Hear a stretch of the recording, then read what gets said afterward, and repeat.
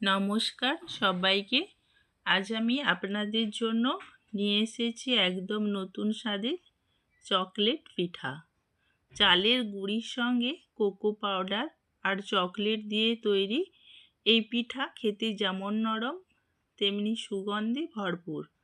শীতের দিনে কিংবা যে কোনো সময় অতিথি আপ্যায়নের জন্য এই পিঠা একেবারে পারফেক্ট। ভিডিওটা শেষ পর্যন্ত দেখবেন, কারণ আমি দেখাবো একদম সহজভাবে কিভাবে এই চকলেট পিঠা তৈরি করা যায়। আর যদি ভিডিওটা ভালো লাগে তাহলে লাইক দিন, কমেন্ট করুন আর চ্যানেলটা সাবস্ক্রাইব করতে ভুলবেন না কিন্তু।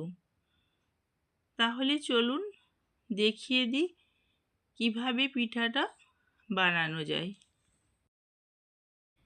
প্রথমে আমি এরকম একটা পরিষ্কার পাত্র নিয়ে নিয়েছি। এই পাত্রে নিচ্ছি 2 কাপ পরিমাণ শুকনো চালের গুঁড়ি। এই চালের গুঁড়িটা আমি কিন্তু বাড়িতেই তৈরি করেছি, এটা বাজার থেকে কেনা চালের গুঁড়ি নয়। তবে আপনারা চাইলে বাজারে পাওয়া ভালো মানের শুকনো চালের গুঁড়ি দিয়েও এই পিঠাটা সহজেই বানাতে পারেন। এখন আমি একটি চামচ দেখাচ্ছি। এই চামচ দিয়েই নিচ্ছি 4 টেবিল চামচ পরিমাণ গুঁড়ো দুধ।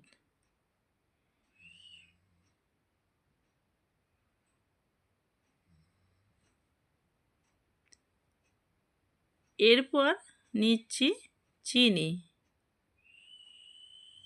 তো এই কাপেরই হাফ কাপ পরিমাণ চিনি, যেটা আমি আগে থেকেই গুঁড়া করে নিয়েছি। গুঁড়ো চিনি ব্যবহার করলে ব্যাটারটা অনেক সুন্দর ও মসৃণ হয়। এবার যোগ করব 4 টেবিল চামচ কোকো পাউডার।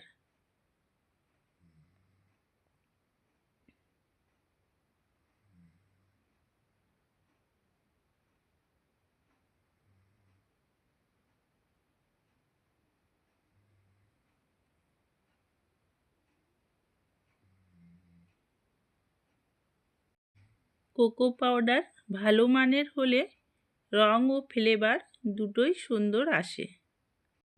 এর সঙ্গে দিচ্ছি স্বাদমতো লবণ, একদম অল্প, যেন মিষ্টির স্বাদটা আরও সুন্দরভাবে বেরিয়ে আসে।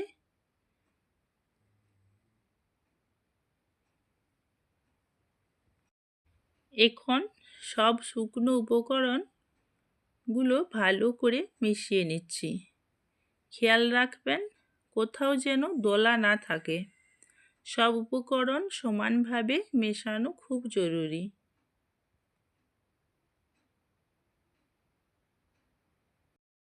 চালের গুঁড়ি যদি একটু মোটা হয় তাহলে আগে থেকে চেলে নিলে পিঠা আরও নরম হবে। এবার দেখুন এই কাপেরই আমি হাফ কাপ পরিমাণ উষ্ণ গরম পানি নিয়ে নিয়েছি। গরম পানি একটু একটু করে দেব, একেবারে বেশি পানি দেব না। 2 হাতের তালুতে বসে বসে ধীরে ধীরে ময়ানটা তৈরি করছি। পানিটা অবশ্যই কুসুম গরম হতে হবে, ঠান্ডা পানি দিলে ময়ান শক্ত হয়ে যেতে পারে। এই ময়ানটা আমরা ভাপা পিঠার জন্য বানাচ্ছি, তাই খুব নরম বা খুব শক্ত কোনোটাই হবে না। হালকা নরম মসৃণ একটা ডো তৈরি করতে হবে। এইভাবে কয়েক মিনিট ধরে হাতের তালুতে মেখে ময়ানটা একদম সুন্দর করে তৈরি করে নিতে হবে। ময়ানটা তৈরি হয়ে গেলে আপনারা চাইলে 5 থেকে 10 মিনিট ঢেকে রাখতে পারেন, পিঠাটা আরও ভালো হবে।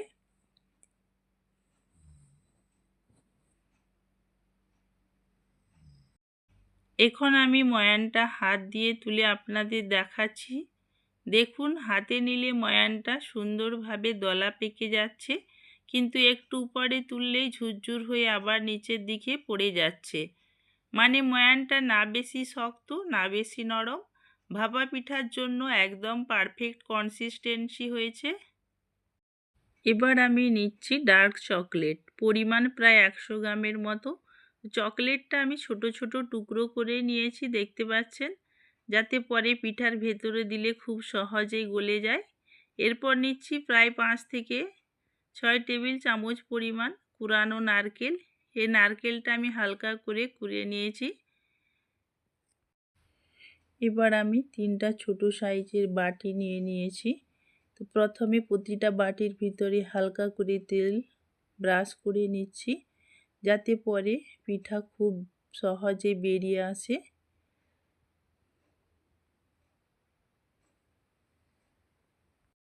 এখন প্রতিটা বাটির তলায় আমি সামান্য কোরানো নারকেল ছিটিয়ে দিচ্ছি। এবার নারকেল কোরানোর উপরে দিয়ে দিচ্ছি 2 টেবিল চামচ পরিমাণ ময়ান। চামচ দিয়ে হালকা করে ছড়িয়ে নিচ্ছি। মাঝখানে দিচ্ছি চকলেটের একটা লেয়ার। চকলেটটা সমানভাবে বসিয়ে নিচ্ছি, যাতে কাটলে ভেতর সুন্দর চকলেট ফিলিং দেখা যায়।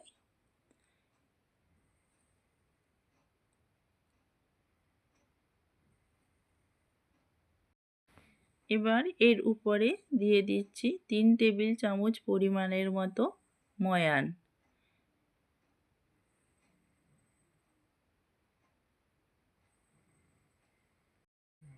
এখন চামচ দিয়ে আলতো করে একটু চেপে দিচ্ছি, যাতে ভেতরে ফাঁকা না থাকে আর লেয়ারগুলো ভালোভাবে সেট হয়ে যায়। খুব জোরে চাপ দেবেন না, তাহলে পিঠা শক্ত হয়ে যাবে। ময়ানটা সমান হলে পিঠা ভাপ দিলে সুন্দর একটা শেপ আসবে। এই 3টা পিঠা এখন পুরোপুরি প্রস্তুত। এবার আমরা পিঠাগুলোকে ভাপে বসাতে যাব। এবার ভাপ দেওয়ার জন্য আমি প্রথমে একটা কড়াই চুলায় বসিয়েছি। কড়াইয়ের ভেতরে প্রয়োজন মতো পানি দিয়ে ফুটতে দিয়েছি। পানি ফুটে এলে তার উপর একটা স্ট্যান্ড বসিয়ে দিয়েছি। এখন সাবধানে স্ট্যান্ডের উপর 3টা ছোট বাটিতে রাখা পিঠা বসিয়ে দিচ্ছি।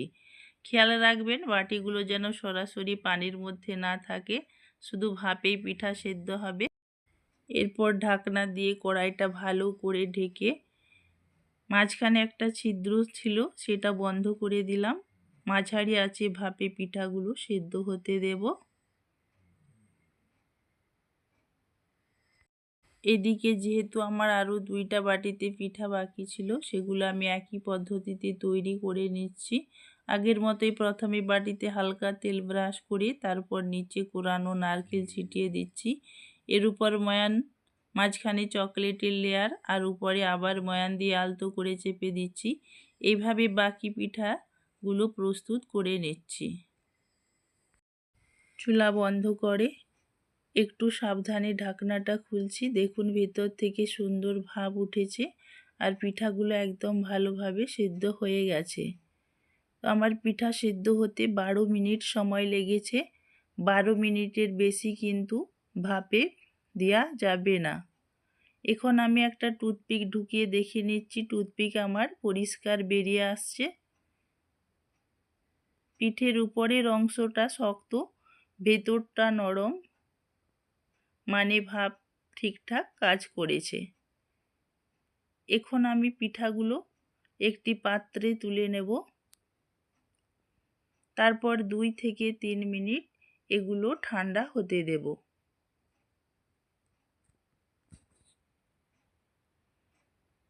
আরও যে 2টা পিঠা বাকি ছিল, সেই পিঠা দুটো এবার আমি ভাপে বসিয়ে দিচ্ছি।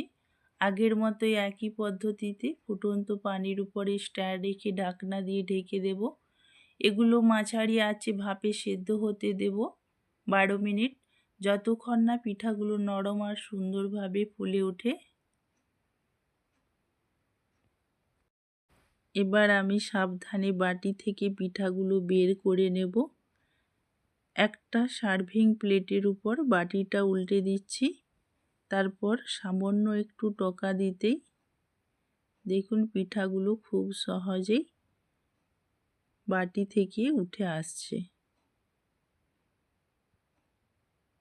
দেখুন কত সুন্দরভাবে শেপটা এসেছে, দেখতেই পাচ্ছেন কোথাও ভাঙেনি, গায়ে লেগেও থাকেনি। এইভাবে পিঠাগুলো একদম সুন্দরভাবে প্রস্তুত হয়ে গেছে। এবার আপনাদের পিঠাটা দেখুন, উল্টে আমি দেখাচ্ছি।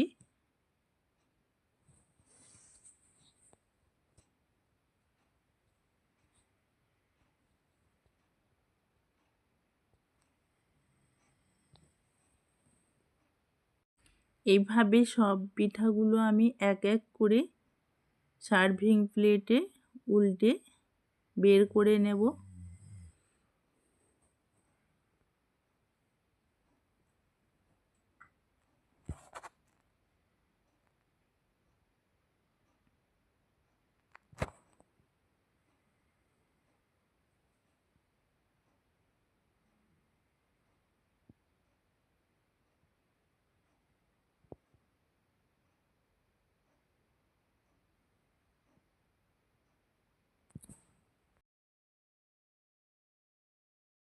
পিঠাগুলো একটু যাতে গরম থাকে এজন্য একটা পাত্র নিয়ে আমি ঢেকে দিচ্ছি। এদিকে এই দুটো পিঠাও দেখুন ভাপ দেয়া হয়ে গেছে। এবার ঢাকনাটা খুলে আমি এগুলো একটা পাত্রে নিয়ে নেব।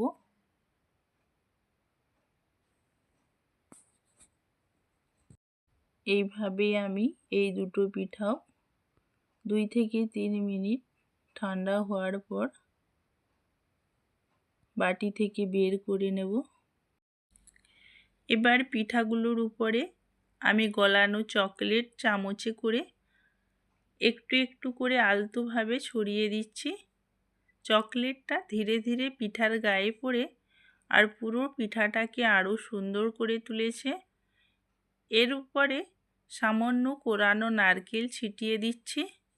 এই নারকেলটা শুধু সাজের জন্য নয়, চকলেটের সঙ্গে এর ফ্লেভারটাও দারুণ লাগে।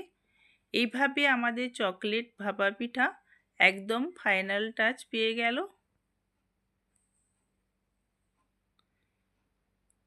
চকলেট হালকা গরম থাকলে ছড়াতে সবচেয়ে সহজ হয়।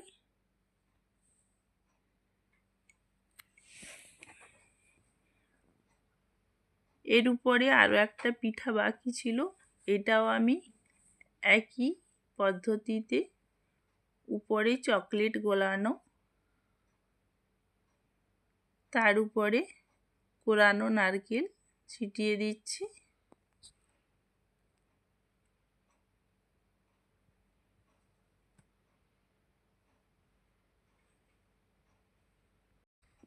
এবার আমি একটা পিঠা কেটে আপনাদের দেখাচ্ছি।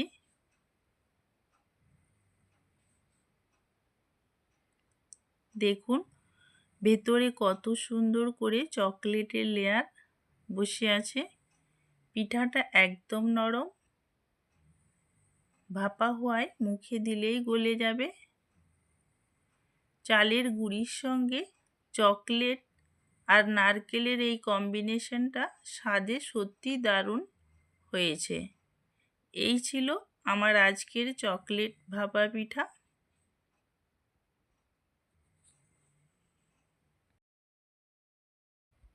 আশা করি আপনাদের ভিডিওটা ভালো লেগেছে। ভালো লাগলে অবশ্যই লাইক করবেন, নিজেদের মতামত কমেন্টে জানাবেন। আর এমন নতুন নতুন পিঠার রেসিপি পেতে চ্যানেলটা সাবস্ক্রাইব করে পাশে থাকবেন। সবাই ভালো থাকবেন, সুস্থ থাকবেন। আবার দেখা হবে নতুন ভিডিওতে। ধন্যবাদ।